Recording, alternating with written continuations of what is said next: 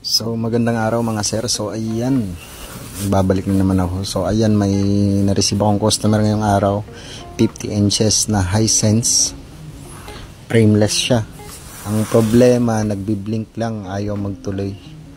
Ayan o, nagbi-blink-blink lang. Kung napapansin niyo yung red indicator, ayun, nagbi-blink lang siya. So ayan, tingnan natin, diagnose natin kung ano yung problema. So ayan, tatanggalin na nga natin siya sa bracket. Ayan, nabuksan ko na. Tingnan ko yung mainboard niya. So ayun, nakita nyo naman, dalawang capacitor ang lumobo. So yung value ng capacitor na yan ay 350 volts at 10 UF nanofarad. So ayan, yung model number niya, 50 inches. So ayan, uumpisan ko na ngang i-trouble yun. Nuksan natin, hanap tayo ng replacement. So ayan, kita nyo naman. So kinausap ko na si customer kung ano yung naging dahilan yan. Kasi yung TV nila malapit sa aircon. Yung nakatapat yung ventilation ng aircon, nagmo-moisture. Nakita ko sa likod ng board, may mga moisture siya. Kaya siguro pumutok or nagkaroon ng short circuit sa loob. Buti na lang hindi tumama talaga dun sa pinaka mainboard niya, dahil kung tumama ay maaring palitan talaga yung buong mainboard. So ayun, kung sa nagtatanong kung magkano yung singilan dito sa amin ng mga ganitong trouble, minimum ko talaga sa mga ganito 4,500. Kasama na doon yung 3 months warranty sa service. Si customer wala pang budget, kaya humingi ng kaunting kabawasan sa presyo, kaya nagkaabot kami sa 3,500 at nagkasundo. So yun, tinuloy ko yung trabaho, palitan natin yung ano.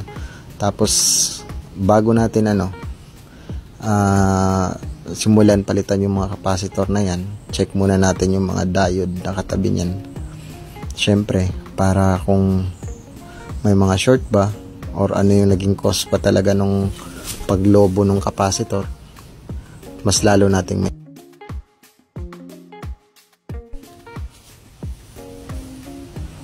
So yan na nga, napalitan na natin yung mga capacitor. Kung napapansin nyo guys, mas mahaba yung capacitor na pinalit ko kaysa dun sa original niya talaga, kasi wala akong makitang replacement. So yung nilagay kong capacitor dyan ay 56 UF 500 volts. Bawat isa dyan 500 volts. Kasi sa pagpapalit kasi ng capacitor guys, sa experience ko, mas mainam yung mas mataas yung value ng voltage niya kaysa basta wag ka lang bababa doon, kasi pag bababa ka doon mas madaling masira o mas risky, kumbaga. Mas maganda yung mas mataas na. Ang purpose ko din diyan, kung may mga mga changes sa mga voltahe sa serkito, pag tumaas bigla, hindi basta-basta masisira. Kaya testing na natin kung gumana ba yung ginawa natin.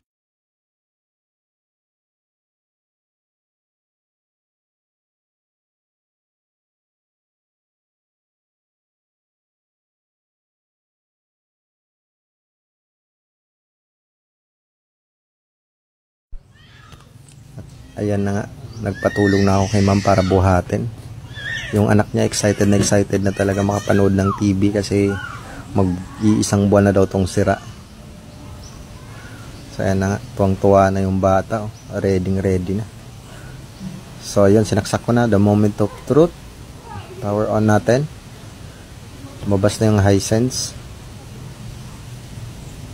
Yun, smart, nakita na. At nag-display na nga. Kung napapansin nyo guys, yung aircon malapit sa TV, which is hindi ko nire-recommenda, kasi yung ventilation nakaharap dun sa sa giliran ng panel, baka mag-moisture. Sinabihan ko na si customer. So okay naman daw, gagawa na lang din ng paraan. So ayun, salamat sa panonood, sana may natutunan kayo.